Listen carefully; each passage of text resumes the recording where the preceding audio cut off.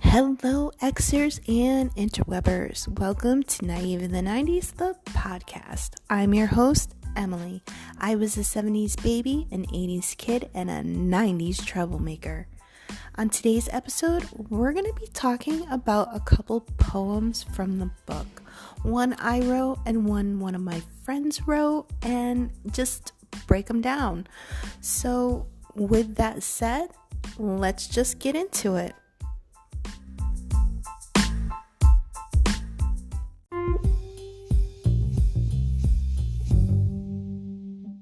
Alice. She danced wildly through yellow hallways, smile, smile, with metal ball floating on top of lip, connected to tongue, when no one had one. Long, long brown hair, entangled with string. Light lavender, velvet crushed material, tucked beneath deep blue overalls. Wallet connected to metal links, hanging from gigantic safety pin. Little china shoes with delicate pink roses embroidered as though just for her. Deep yearning eyes peering out into the world. She could read an aura and loved white sugar cubes. She rarely wouldn't smile even when she had the blues. L. Kovac.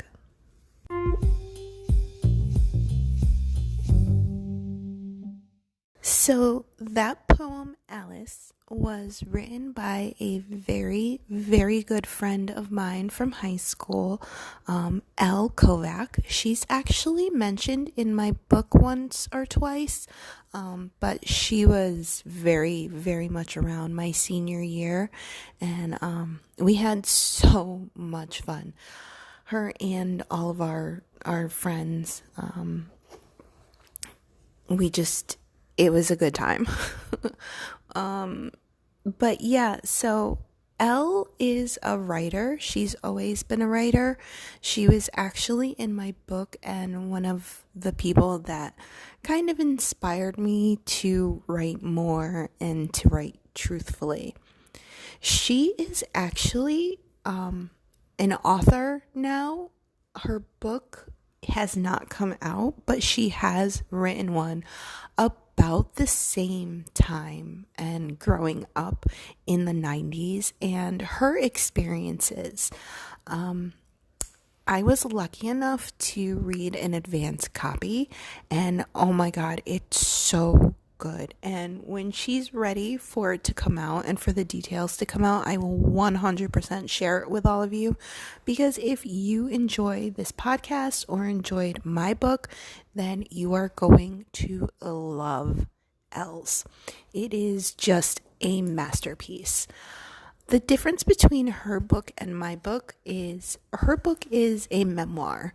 So she sat down, a few years ago and wrote out all of her memories and all of her stories. Whereas my book, I basically just transcribed diaries and journals from that time.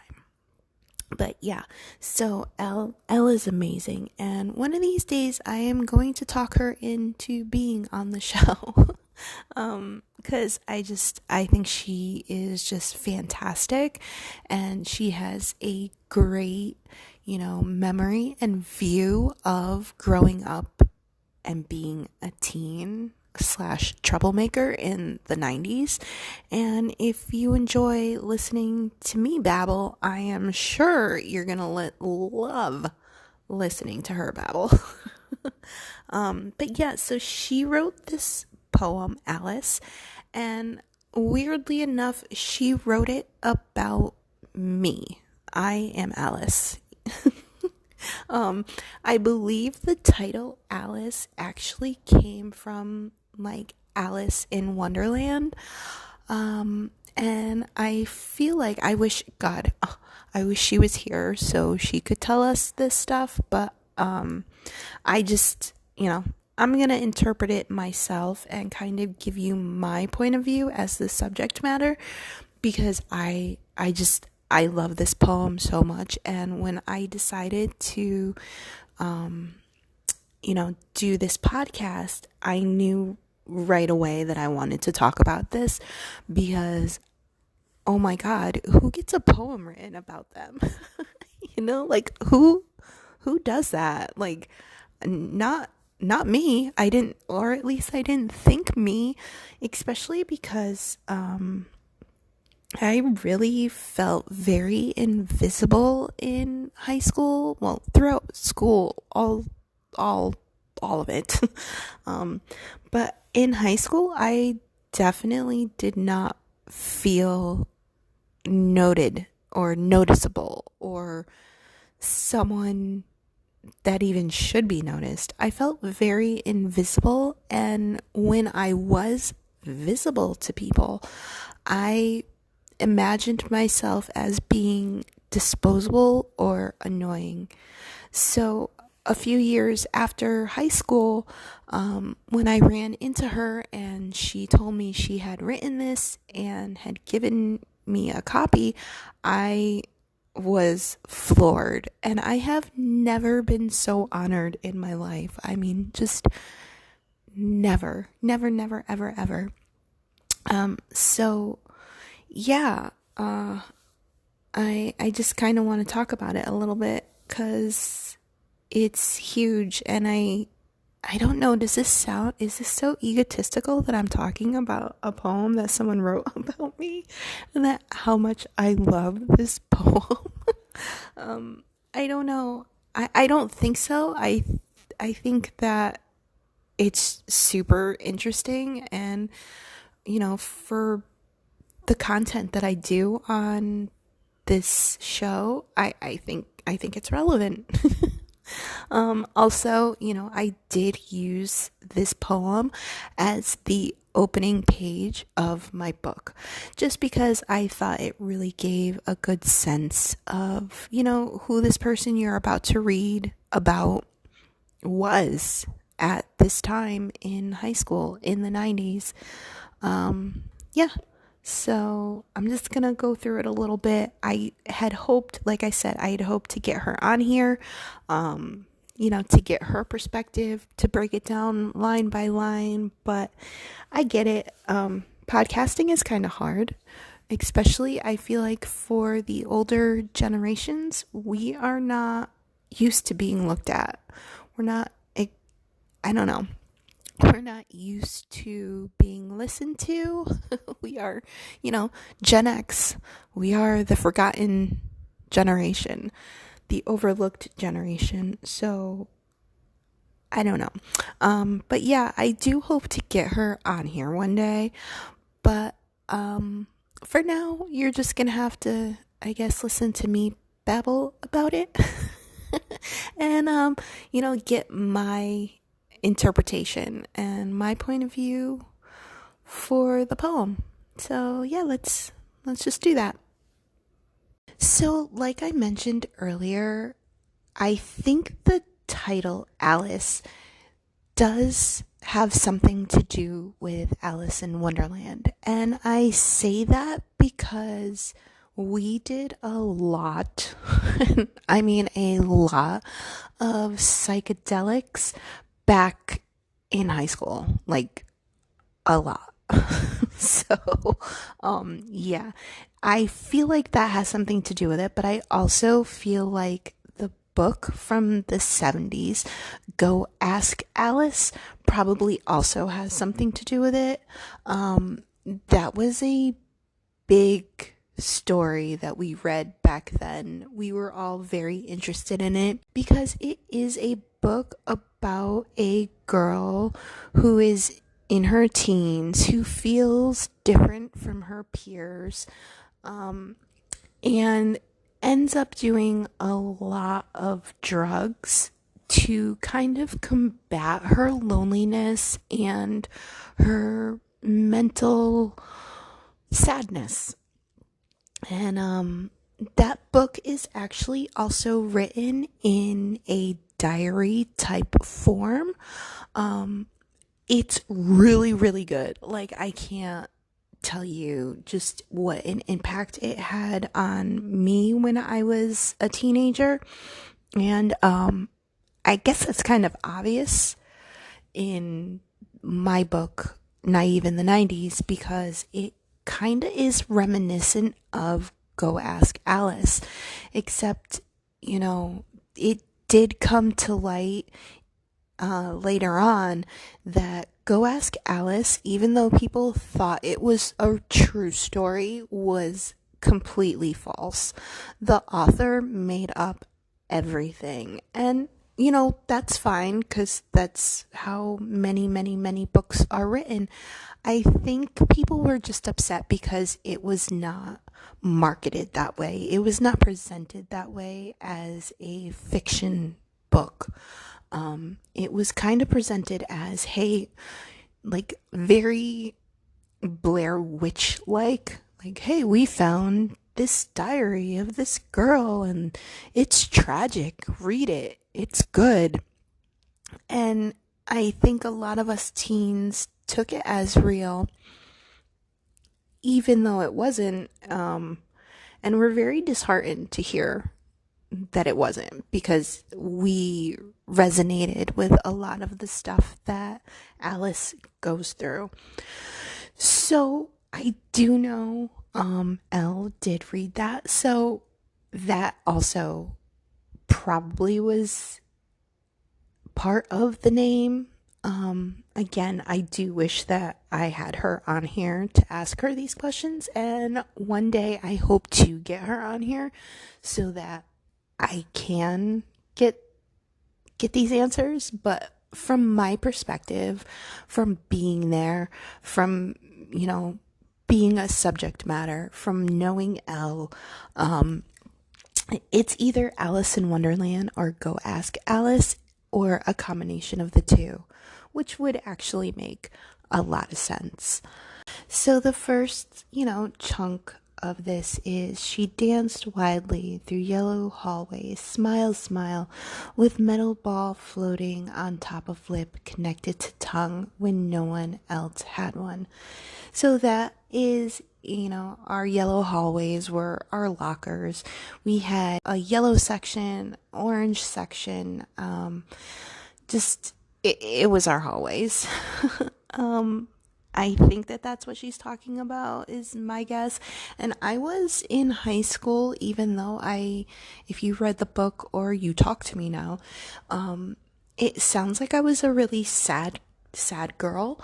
I was not presenting that way. Now knowing that I'm a neuro spicy girl, I definitely masked my way through school. And the smile, see, here's the thing, like dancing wildly and smiling, I don't know that the smiling or the dancing was masking, because I loved being around my peers. I loved being out of my house, which was a place that, even though I loved my family and I think my family loved me, it was very constricting for who I was. Now, again, looking back, being neurospicy, having the squirrel brain that I do,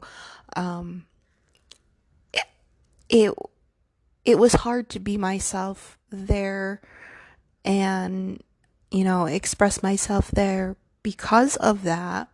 But also because my parents were very old school, I guess. They were very kind of conservative, and I don't mean in a political way, I mean in just a living way. So when I was around my friends and my peers, I was definitely more alive, and I used to be happy. I mean, and I don't mean like, it's just so weird to break down, because I was super sad inside, and I had a lot of demons I was fighting, emotional demons and mental demons, just being a teenager and a girl in general. But I was also not sad. I don't, it's hard to explain. There were drugs involved too, so I'm sure that had something to do with it. But I was never more free feeling than when I was around my friends and my peers. So, yeah. And the metal ball floating, that was my tongue pierce.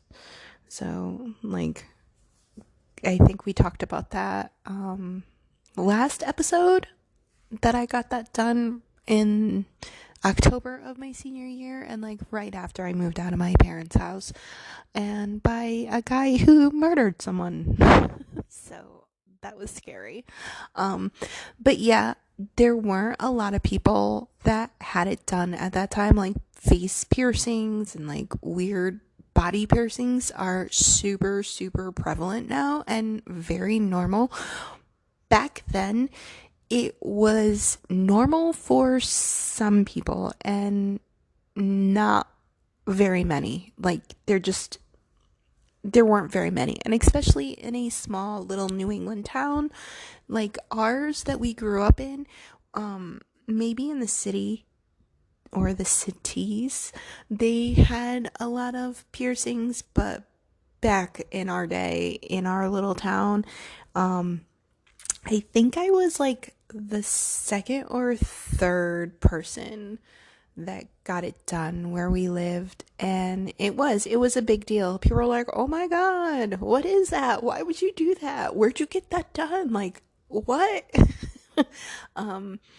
But over the next year or so, like, everyone was getting everything pierced, like tongues, lips, eyebrows, belly buttons, nipples, peens, like just things were getting pierced. And it was crazy because not only would we go to professional places that did it correctly with, like, the clamp and, the hollow tipped needle, doing it correctly, a lot of us would just kind of do things on our own. I know through high school, I pierced my belly button twice by myself.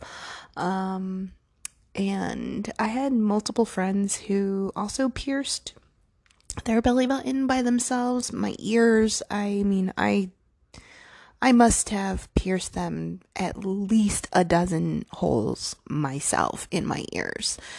And then we did have a friend as well who she just pierced everything by herself. She did her eyebrow.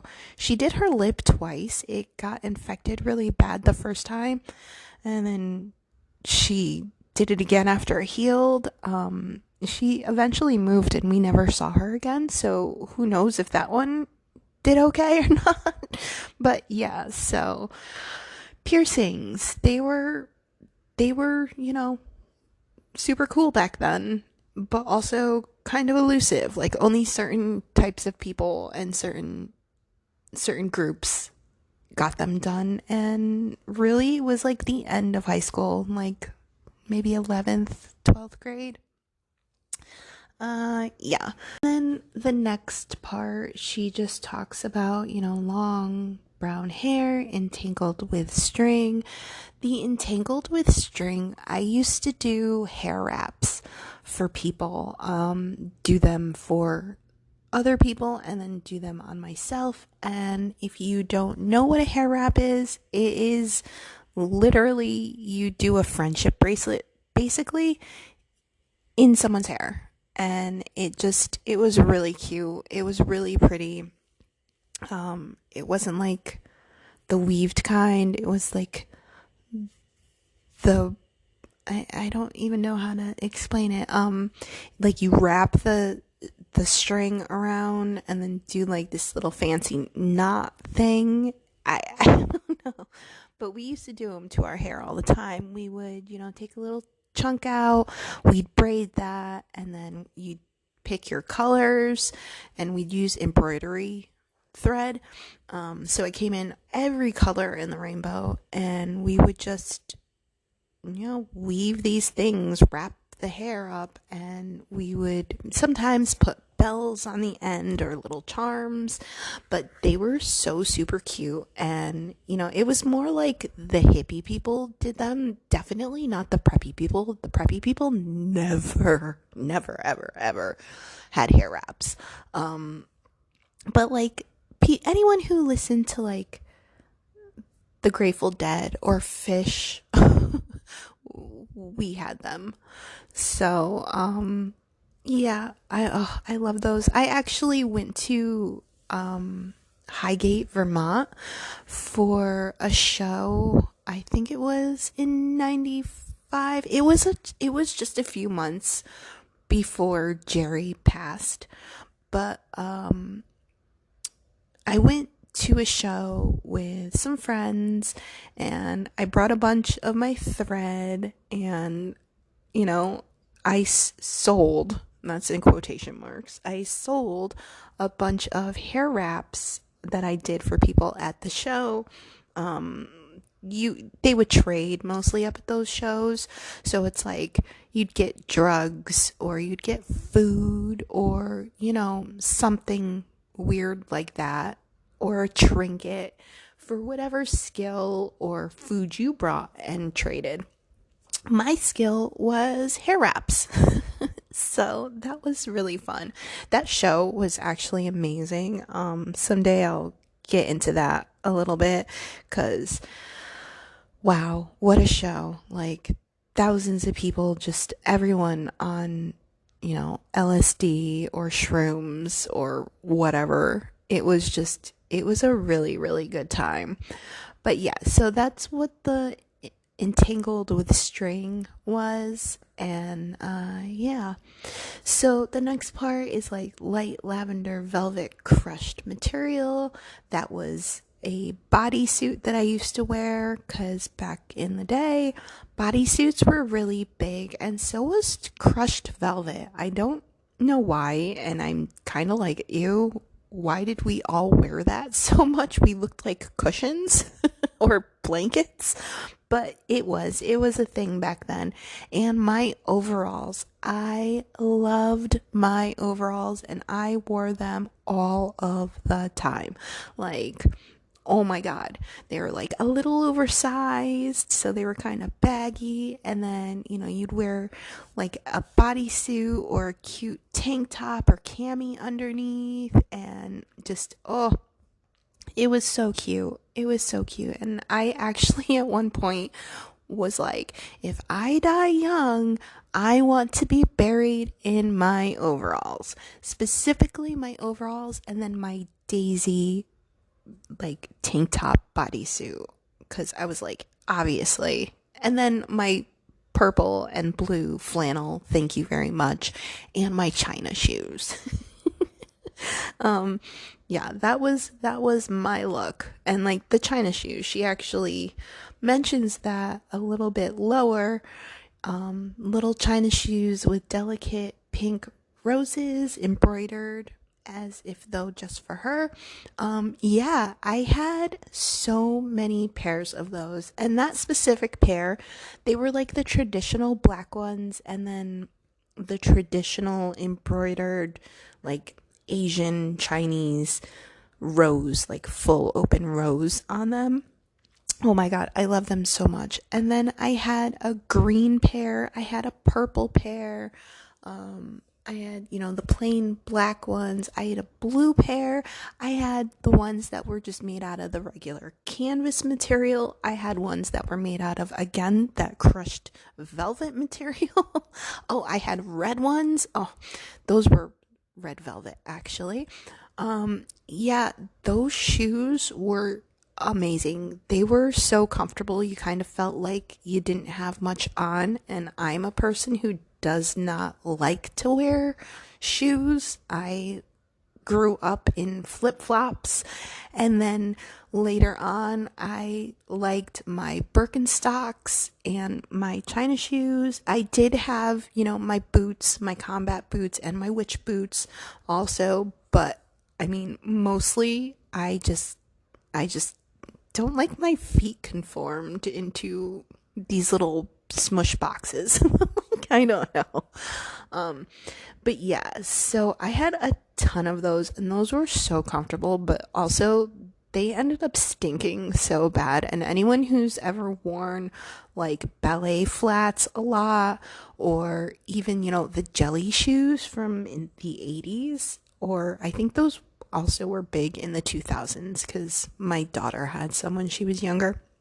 But like any of those shoes that you just wear and you don't have socks and they just are kind of plastic, or plastic with a thin layer of material on them, they ended up stinking so bad. But like none of us cared because they were cute. So yeah.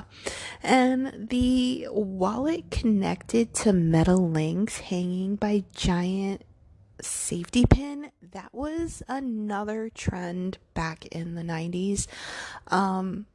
We and again, this isn't like popular people trends that I'm talking about. These are like the fringe people, or like the outsiders, or the freaks, or whatever you want to call them or classify them as. They were not the preppies, they were not the normies. But yeah, so our wallets, we would take our wallets and we would connect them to these chains, and then the chains we would connect to a belt loop on our jeans, and then the chain would just kind of hang from our belt loop and our pocket to, like, I don't know, we thought it looked cool, like, and then someone couldn't steal your wallet because it was connected to you by a chain, and then it couldn't like be lost if you dropped it out of your pocket because it was connected by a chain.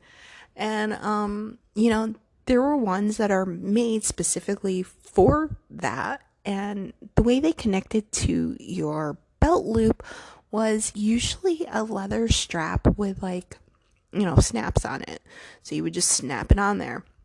Or they would have like the little carabiner. They're not, carabiner is not the right thing, but you know how those open and close like that? There would be chains with those that had those. Well, I did not grow up with a lot of disposable money.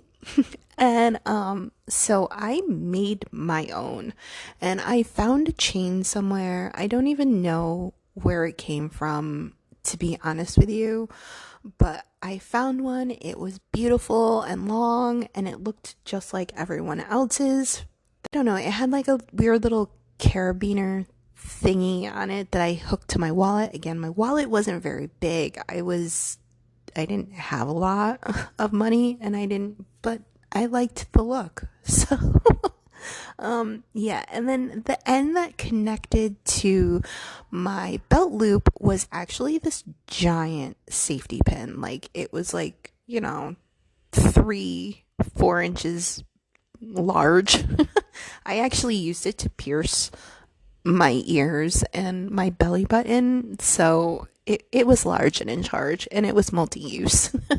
But I used to use that to hook it to my belt loop, and it was a staple for my outfits for a while, only with jeans and whatnot, because I also used to wear a lot of hippie skirts, like the long flowing skirts, or baby doll dresses. So you can't chain up with that. But yeah, so that was fun. And let's see what else. Other than the how I look stuff, at the end she starts talking about deep yearning eyes peering out into the world. She could read an aura and love sugar cubes.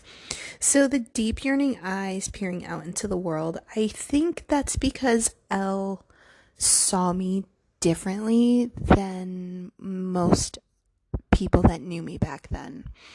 I don't know if it's because we partied a bunch together or we hung out and had like deep talks, or if it was because she was also, an artist, a writer, and she knew that behind the smiles, and even the genuine ones, not even just the masked ones, but even behind the genuine ones, there was still something that I felt like I was missing. And that lasted for a really long time. And I mean, I'll be honest, I thought I was doing really good at not letting people know what a mess I was back then. But yeah, I think she saw it. And she could read an aura. That was true. Back in the day, we used to talk a lot about energy and auras. Aura is the energy field that is around every single person and every living being. And a lot of people who see these or can perceive them in whatever way tend to believe that they are different colors and they represent the person who is emanating them. And I mean, we did a lot of acid back then, but I actually truly believe in auras, and that, everything we know by science, that everything in this reality is made out of energy. So why wouldn't some people be able to see it and others not, I guess. But yeah, so there was a specific party we had at one of our friends' houses, and we sat around the next morning and talked about the colors of each other's auras. And I had a lot to say, and I actually do think that that's exactly what that line is from. And the sugar cubes are liquid acid. Because I really, really, really, really liked psychedelics back in the day. Like, whew, high school was fun, especially and I didn't do anything until my senior year, and then really it was just my senior year until that October. From October to October, it was really 1 year. It was 1 year of super solid, very intense partying, and yeah. Sugar cubes were definitely my favorite. So that's what that is. It's kind of funny that that's like something significant that someone remembered about me. I don't know if I should be sad about that or yeah. Because yeah. Yeah, and she ends it with, she rarely wouldn't smile even when she had the blues. And yes, I can't. And that last and final line in that, when I read it the first time, it made me cry because so much of the yes. Especially back then, I'm a lot more in touch with, my own feelings now, my genuine feelings now. But back in the day, I kind of looked at sadness and not showing I was having a good time as a real weakness. And not just a weakness, but that it was going to be a reason for people to choose to be around me. To choose to not be my friend because I wasn't always that smiley, happy, bubbly, huggy, dancing girl. Because that's how I presented. And I hesitate to say that it was all masking, again, because when I was with my people, I was really, really, really, really happy. And maybe because I wasn't happy and I didn't feel comfortable in most of my life, maybe it came out too much or extremely, when I was around everyone. But yeah, so she saw it, she knew, and it kind of makes me wonder who else knew, or if it was just her and it was just because we had a special connection. But yeah, it's funny. I love this poem so much, and I don't know if anyone else would love it, or if it's just because I do see my old self, that girl I used to be, in these words. But I can tell you, honestly, this is one of my most prized possessions, is this poem. And it is one of my just,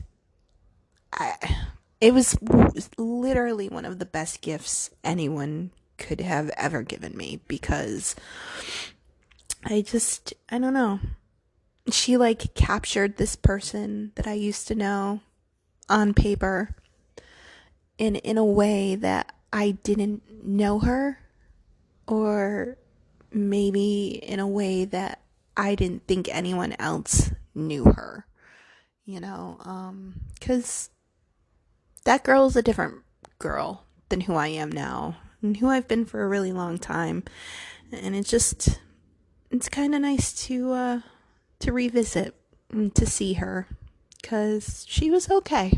She was, she had her issues, she had her pain, but she was a fun girl who just wanted to be loved and accepted. And I think Elle saw it, and I think she captured it perfectly, and I will forever be so appreciative that I have this.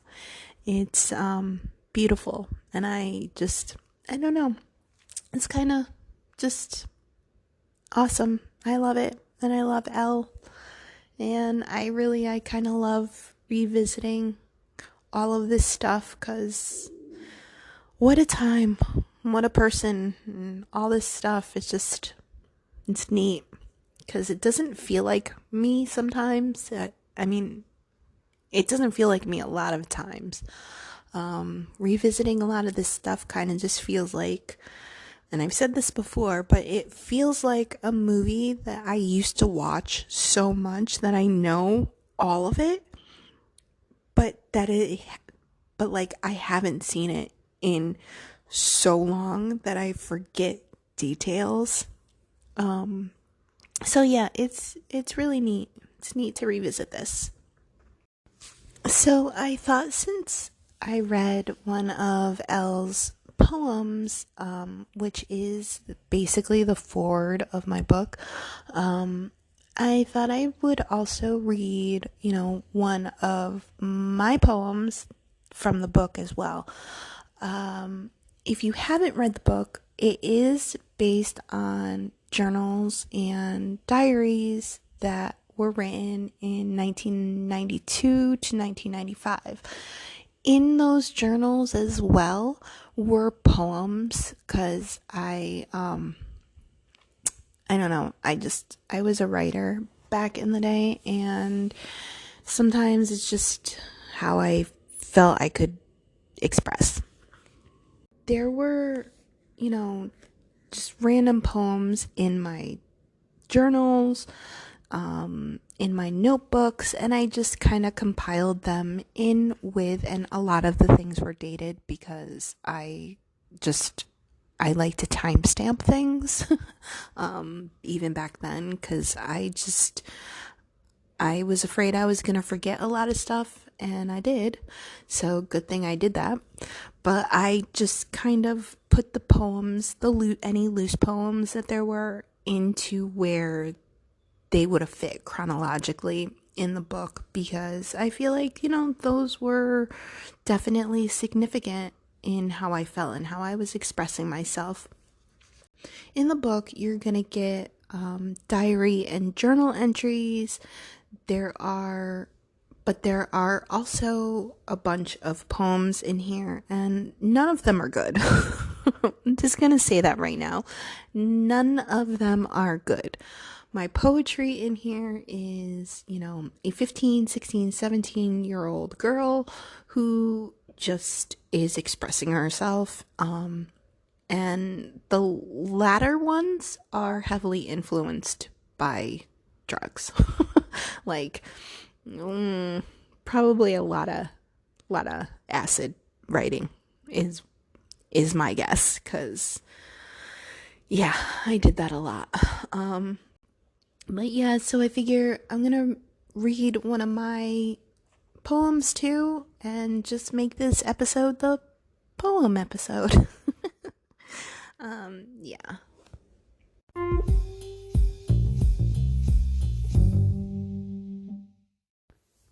January 29th, 1995. Struggling. All I do is smile all through the day, hiding my feelings, throwing my sanity away. It seems to everyone that my spirit is high, but behind my mask of happiness, I'm struggling to get by.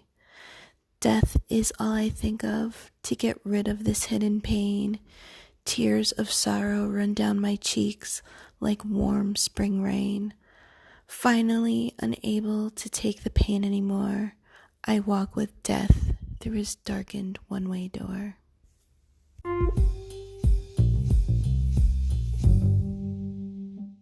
Oh, okay, emo. Emo before there was emo.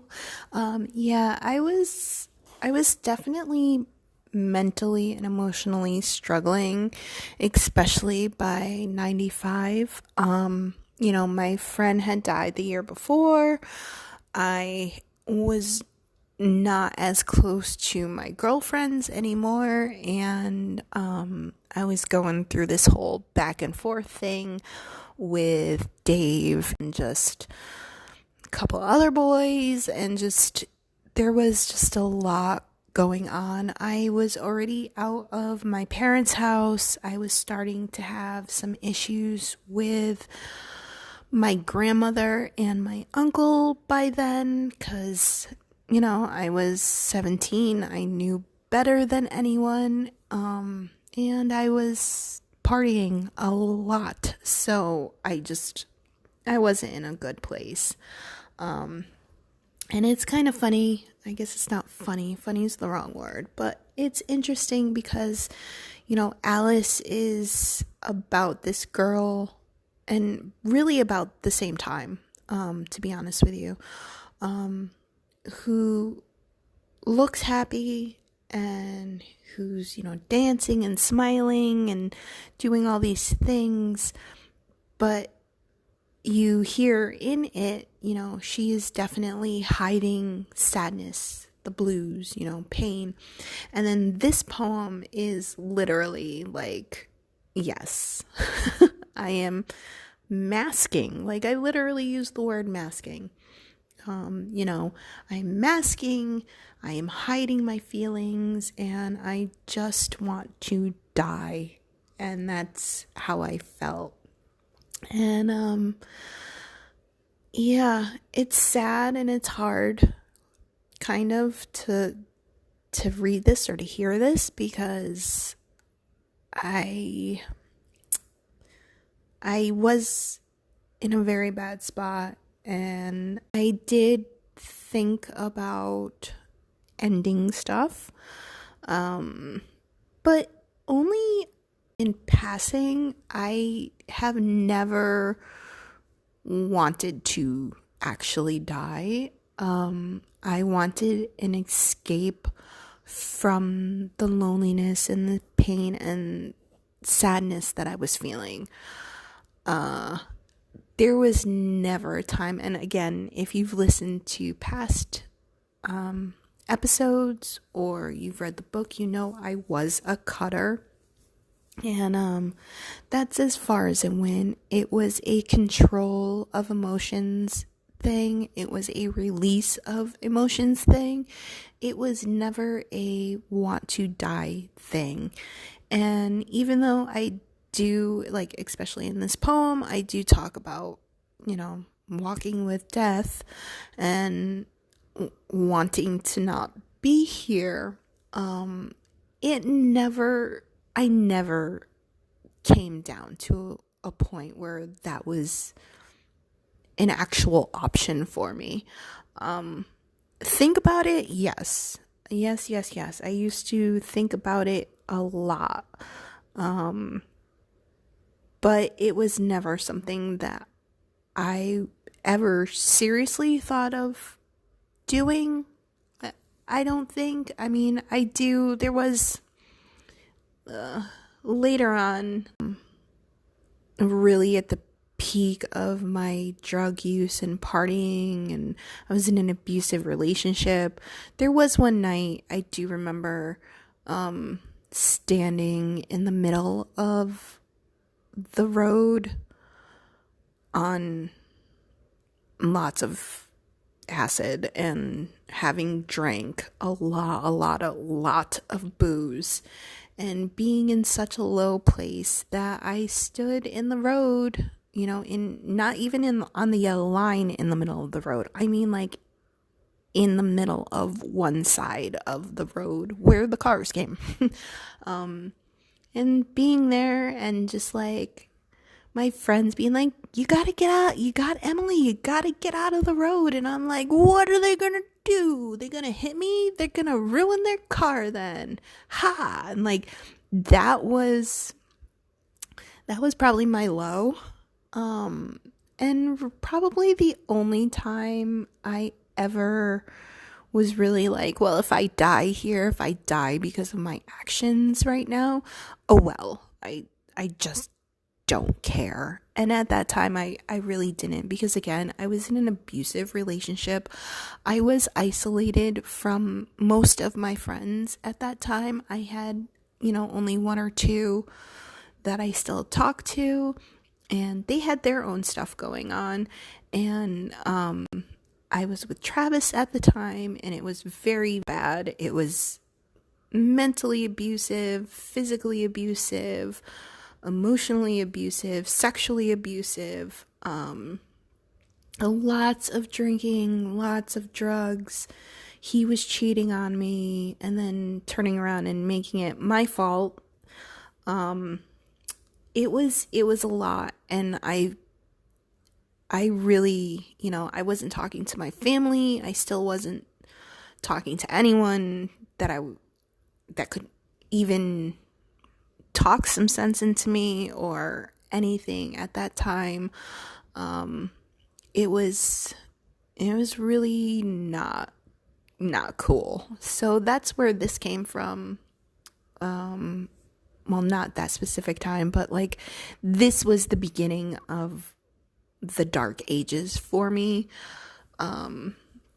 So yeah, it's interesting to see the difference of how I perceived myself and how someone else perceived me at the same time.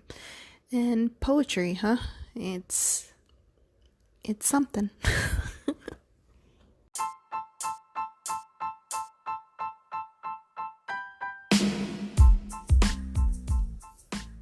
Thank you for joining me today for Naive in the 90s, the podcast. I hope you come back in 2 weeks for a new episode. Make sure to follow so you don't miss it. For questions, comments, feedbacks, or contributions to the conversation, send me a message at naiveinthe90s@gmail.com or connect with me on social media with the handle @naiveinthe90s. Find me on Instagram, Facebook, TikTok, and YouTube. And of course, don't forget to grab your copy of Naive in the 90s, the creative nonfiction book based on real-life diaries from the early and mid-90s. Follow along as a high schooler tries to navigate life, friends, relationships, and of course, the raddest era ever. And if you have read or enjoyed the book, please make sure to leave a review. Each and every one really, really helps. Thank you again for joining. Hope to see you next time. Peace and love, my dudes.